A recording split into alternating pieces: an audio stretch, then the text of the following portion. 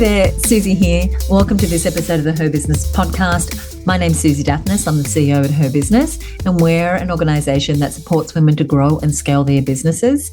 We have been doing this for close to 30 years now, and my big passion is supporting women to reach their full potential in their business by really understanding how to grow and scale. Today, in this episode, we are talking about going from dabbling in your business to really scaling in your business and really unleashing that potential that you know is there for your business. Now, what do I mean by showing up? Showing up can look like a lot of things. It can be how you show up physically, of course. It could be how you are with your team. It could be how you show up in your marketing or the work you do with clients. But showing up is also how confident you might feel to put yourself forward for opportunities. Showing up consistently doesn't come easy to many of us, and that inconsistency can actually have a profound effect on how quickly we can get results. My guest on today's show is Fiona Keary. She's a renowned expert in personal styling, and she's also the CEO of a business called Style Liberation. She runs courses. She has a very big Facebook group I'll mention a little later on, and her work is to support women to create wardrobes full of clothes and outfits that they absolutely love and to feel far more confident in their skin. So today we're going to talk a little bit about that, but we're also going to talk about Fiona's business because she has gone from styling small groups of women in Canberra, which is her hometown, to really having a national and increasingly international audience of women that she supports through the work that she does. And she's definitely gone from dabbling to really scaling the business. Now, most of us start out dabbling. We try a few things, we see what sticks. We might dabble with our product range, or we might dabble with the types of clients we work with. Or we might dabble with our pricing or the social media platforms that we're going to show up on. But over time, ideally, we find our groove and we settle in on a few products and services or categories of products and services. We get to know our absolutely ideal client really, really well. We determine what part of the market we're trying to reach with our pricing, and we price our products and services for profit within those markets. And we decide on the social platforms or marketing strategies that we're going to be most consistent with. And you're going to hear the story of Fiona's growth. She is still very much on that path of scaling. And while she has big plans ahead, there's a few key things that she's figured out in the last few years that I know you're going to really benefit from. So whether you're at $100,000 or $1 million, you're going to enjoy today's conversation. Fiona is a really level-headed business owner. She's smart, she's committed, she's loads of fun, and she's focused and clear about where she's heading. She's also very heavily committed to supporting her own growth as well as that of her business. She's been part of the Her Business Network for many, many years. She's also part of our Marketing Success Mastermind program. So as well as diving into the power of consistency in your marketing and your content, in this conversation, we're going to delve into Fiona's great genius in helping women feel great about themselves by helping them create these wardrobes full of clothes they absolutely love and showing up authentically. And she's going to be giving us some of her really actionable tips. So let's go to the interview. Hey, Fiona, welcome to the summit. Hi, Susie. Thank you so much for having me. I'm so excited about our conversation. I've watched your business grow over many, many years. I've learned so much from you, and I know that you've shared your expertise with so many women inside of the network. But tell us, we're going to go way back a little bit. When did you start Style Liberation? I started Style Liberation back in 2011, not long after I arrived back in Australia. Yeah, so it's been quite some time. It is. So what is that, 12 years? Yeah, 12 years. Yes. Congratulations. I have been speaking to a number of women in preparation for the summit, and it's interesting how so many of us find our stride, not in the first few years, but once we've clocked a few years in business. Absolutely. And look, I started mine as well when I had very, very small children. So it was almost, for me, it was like that sort of dipping my toe in the pond type situation before I sort of really ramped things up as well. Now, talking about ramping things up, $100,000 in revenue is one of those milestones that when you're growing a business, it can be one of the first signs that you have a business that actually has potential to grow beyond that. What did it feel like for you to hit that first 100,000? Oh, it was very, very exciting. It was also a little bit of a relief in a way that, you know, all the work that we had put in to the business and the ideas and the business model we had actually had legs and would work. So it was like, okay, we've got this. We can do this. This is going to work, and we can scale and grow from here. So the decisions you made were, we can scale and grow. This is a viable business model, which is really interesting. Had you tried a business model that wasn't as stable and then you flipped it? Is that what happened? Right. Absolutely. Look, I dabbled in a lot of different, I guess, business models and ideas before we sort of got to that point. I tried lots of different things. And I guess it's that sort of thing in business, and especially, I guess, in the industry that I'm in, there's a few different ways you can go. It's very much that in-person, face-to-face consultation. So, you know, exchanging time for money. There's, you know, corporate workshops and things like that. But I could also see, for me, there was only so far that I could go with that. There's only so many hours I have in the day that I would be able to grow in that way. And I really, again, wanted something that had flexibility. I need that flexibility, given, you know, family circumstances and things like that. So, yeah, for me, getting that 100K was super exciting because I knew I could do it without having to sacrifice that flexibility in my life. Flexibility, which is so important. Yeah. And of course, you've gone on to surpass that many times over, and I want to circle back and I want to talk business, but it would be remiss of me to have such a fantastic expert on styling here and for me not to ask you questions in relation to that, but also in relation to business. So what I'd love to do is dive into the area that ultimately people will do business with, people that they like, people they have an affinity with, and how we show up in our marketing. And so much marketing is visual these days, reflects who we are and can either attract our ideal client or have them move away because it doesn't feel like we have a connection.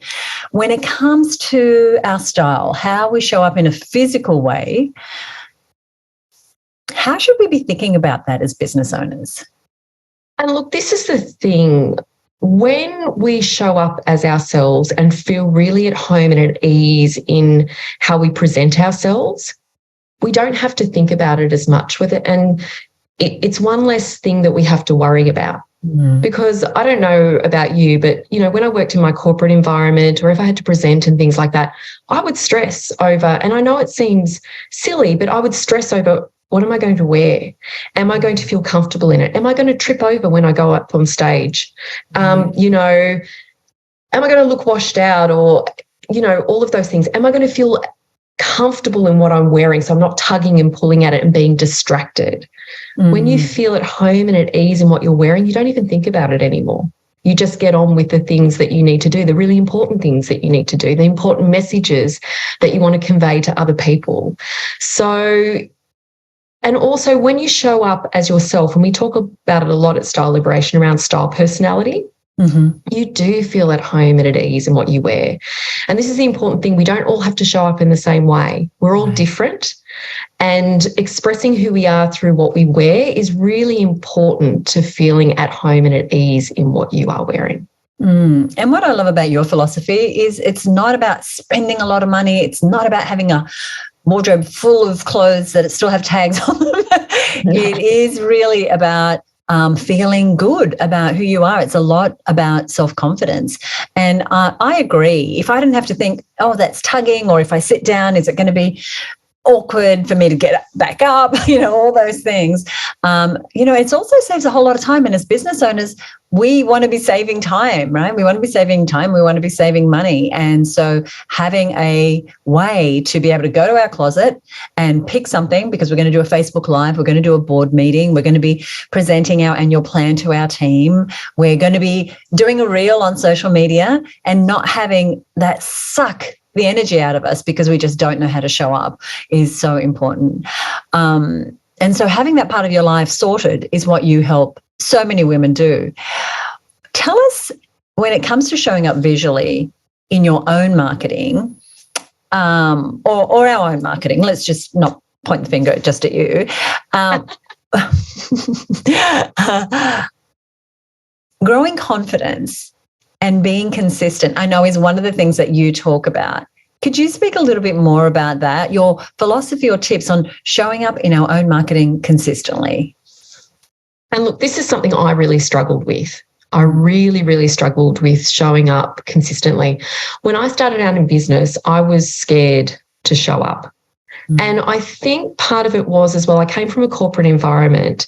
And so then moving over to what I do now, I thought, is what I'm doing a little bit frivolous? Is it, how important is it? Am I really going to be taken seriously? And I was never really comfortable with putting myself out there, even personally on social media. I'm not out there a lot.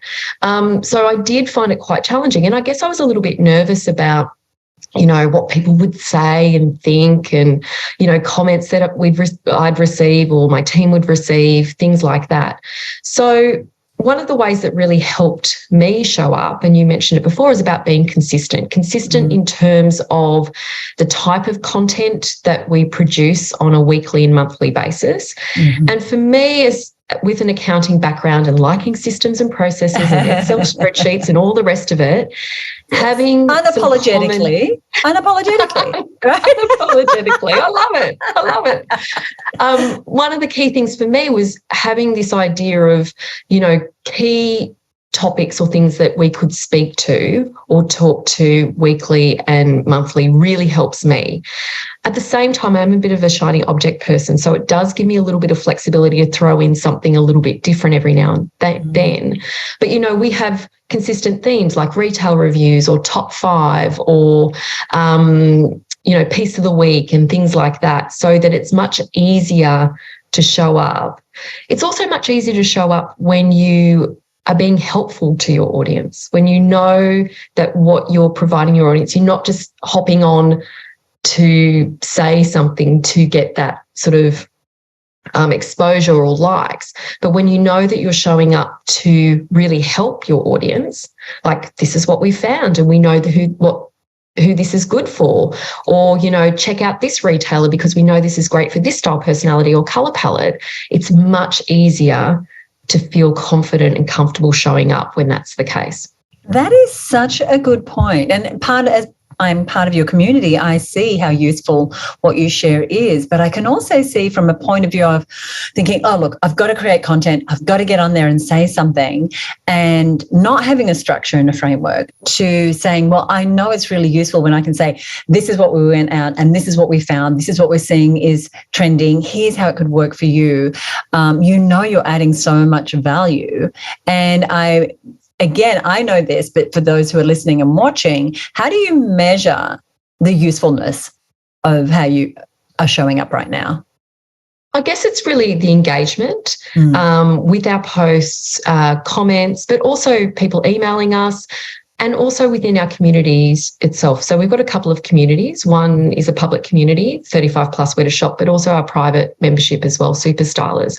So very much getting that feedback. And also when people book with us, they'll often say to us, yes, I've watched this, I've watched these videos, this is how, and finding it super helpful. But it's very much that around that engagement we have with our clients in our community.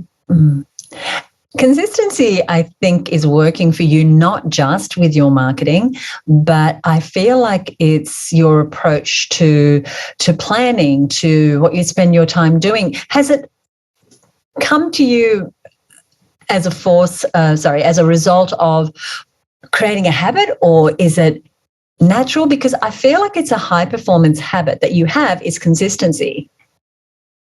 So it's definitely not something I naturally have.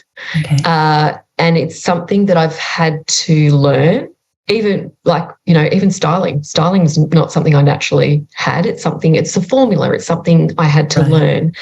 For me, that realization in business that it's important to show up has really motivated me to stay consistent. And when I feel like if I'm not consistent and fall off, it's hard to get back into that routine. Right. So with everything in my life, I feel like if I create that routine, create that sort of plan, I know I'll stick to it.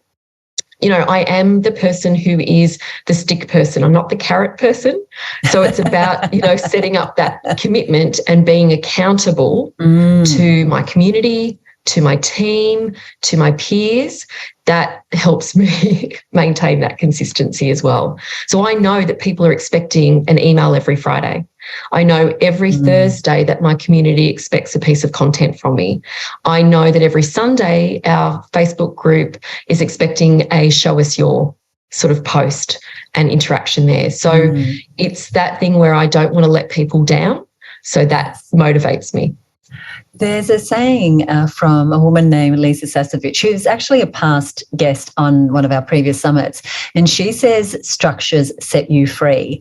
And I feel like that's what you're talking about, is you've created these beautiful structures that not only serve your community, but they also call you to account to show up in ways that perhaps you wouldn't if it was all a bit loosey-goosey and you could, show up wherever.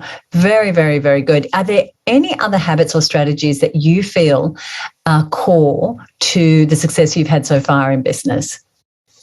I think it's really setting up the membership for us has really helped us grow.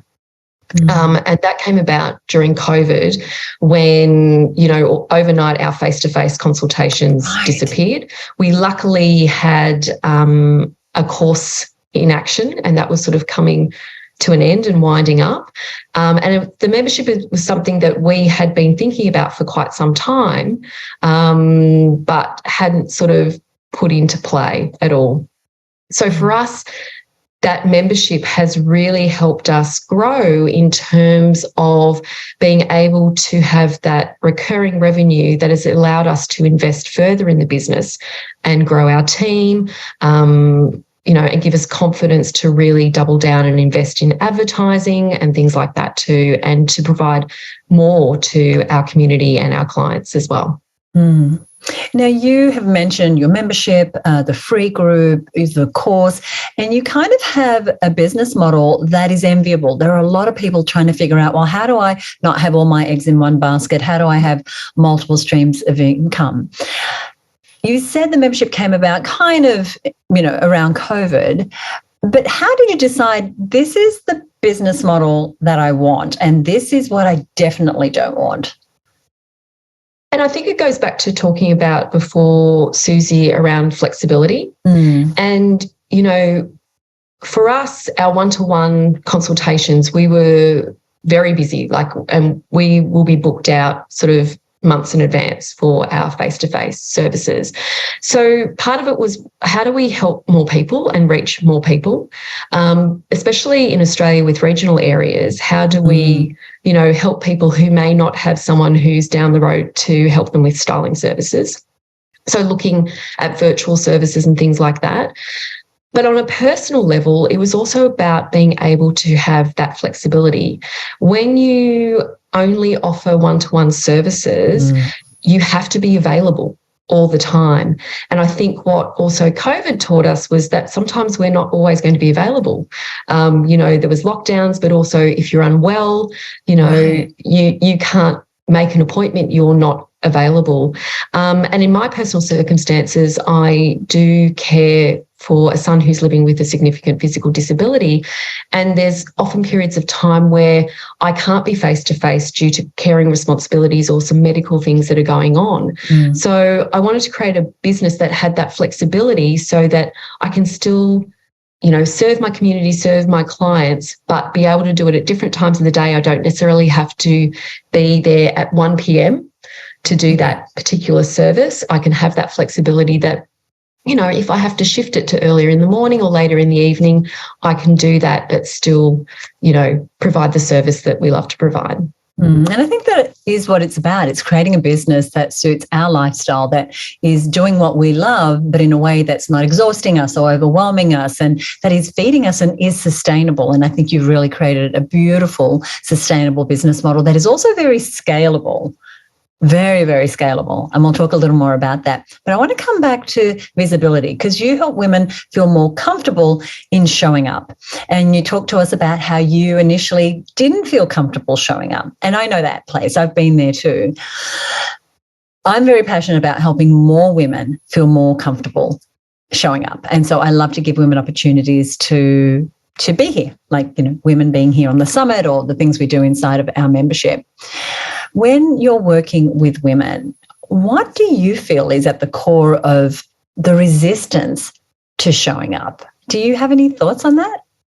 Yeah, I think part of it is that, we look outwards when it comes to getting inspiration for how we show up or our appearance. And we are bombarded with so many conflicting messages all the time. And I think the thing that we really focus on is don't focus outwards, start in here and actually think about what you like, you love, you feel comfortable in. What are you attracted to? And pulling that together, like we really do. Starting off with style personality is key, because how you show up should really reflect you and your personality and what you like. It's not about anybody else. And what happens is, and I experienced this myself, and Christy will say exactly the same as well, is that we often, cherry pick bits and pieces of style from other people and maybe try and copy what someone else is doing and then wonder why it doesn't feel right, or what we call the alien effect. And when you do that, you never feel comfortable showing up or being visible, because it never just feels quite right. So when you start working from the inside and really hone into, okay, what do I love? What makes me feel really great? What do I feel amazing in? Then working from there, and it's all those different style elements. Like, is it the print that you're attracted to? Is it the colour? Is it the fit? Is it the textures that you love? Or is it like, metal embellishments or something else that's got a little bit of an edge to it? What is it that really gets you excited and feel amazing in what you wear? So that's the starting point. It's inside. It's not cherry picking from, other people. I love that. I want to stay on this topic of visibility as it relates to team. Once we're growing a team, as you are and as I have, we kind of have to show up, because now there's people looking to us to show up. They're looking for us to lead the way. Does the role of CEO sit well with you? Do you like that role? I find it a bit tricky. I'm really, really lucky. I have the most amazing team of women that I work with. They are wonderful humans. And I guess it is that thing. I feel this sense of responsibility. And I guess it's that it's the same thing about being visible. And it's something that I know I have to do. So it's something that I'm very conscious that that's my next sort of growth zone, I guess, is to really work on that leadership and, helping my team, nurturing my team, having that level of responsibility, adulting it, I like to say. So it feels a little bit like that. I love it. So yeah, I don't feel like it is a natural thing for me. So it's definitely an area of growth that I'm experiencing. Are you excited to experience that? Absolutely. I'm nervous and excited. And it's one of those things that, when I hit that first 100K, it's like, I can do this. And it's just that realization before that 100K mark. It was like, oh, I don't know, I'm sort of dabbling. Is it a little bit of a hobby? Am I really really running a business? And I think once you hit that mark, it's like, I can actually do this. And if I don't know how to do it, I will get the advice. I will find the support. I will find a way to do it. I can ask questions. No one necessarily is born knowing exactly how to do this stuff. Absolutely. We can learn it. Absolutely. We can learn it. One of the things I wanted to know is, do you have another milestone financial goal that you'd be happy to share? Like, is there $1 million somewhere in the future? Absolutely. And I'm not shy about saying that. The reason being is I know that we can offer so much more if we're $1 million business to our clients, to our community, to our families. Yes, absolutely. I love what you said there about we can offer more. I was speaking to one of the other speakers from the summit, the lovely Laura Elkerslassie, and she said often when people think about revenue, they can kind of dream about big revenue. When they think about having a profitable, sustainable business, they can sort of shy away or feel a little bit guilty, she said. But if we think about profit as that's how we fulfill our purpose, that's where we can really help people, then it kind of shifts our thinking a little bit. But you're absolutely right. If we are not making money, if we are going backwards, if we are not seeking the support or taking the action to grow a sustainable business, then we won't necessarily have the impact on our families, on our communities, on our clients. I love that you said that, Fiona. I'm really excited. What skills or mindset do you feel like you might need to develop or shift in order to reach that next level of growth? Number one is very much leadership and really taking on that leadership role, especially as the team grows. So, and it is that showing up and really having some more skills around leading a team. The other thing for me is, and it's hilarious given that I have an accounting background, but, you know, when your business is small, so, you know, back of the napkin sort of, you know, mapping out of budgets and cash flows and things like that sort of can cut it. But when you're growing, the financial and operational day-to-day management needs to be a little bit more of a focus. So that's somewhere that I really need to focus on at the moment, especially with making some of the larger decisions that we're going to be making over the next sort of 12 months. So that's definitely an area that I need to upskill and also focus on as well. And I love that you're really clear about what those things are. I wanted to ask you, because you're balancing multiple streams of income, family, clients, groups, all sorts of things, how do you keep yourself on track and feeling like you do have the support that you need? Yeah, so for me, what's been key throughout this growth period is having a support network. So I am part of the Her Business Network. I'm also in the Marketing Success Mastermind, and I'm also in the Her Business Boardroom. And for me, that is key to having those, that peer group that I am accountable to, that I can get that support, that inspiration, feedback. It's an amazing resource to have.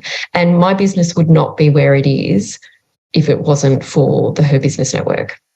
Well, thank you, because I know you contribute so much to the other members through the collaborations you do, through the support that you offer the other women in the communities that you're a part of, always willing, you know, to share some advice and be a sounding board for them as well. And I think it's a bit of what goes around comes around when it comes to our connections.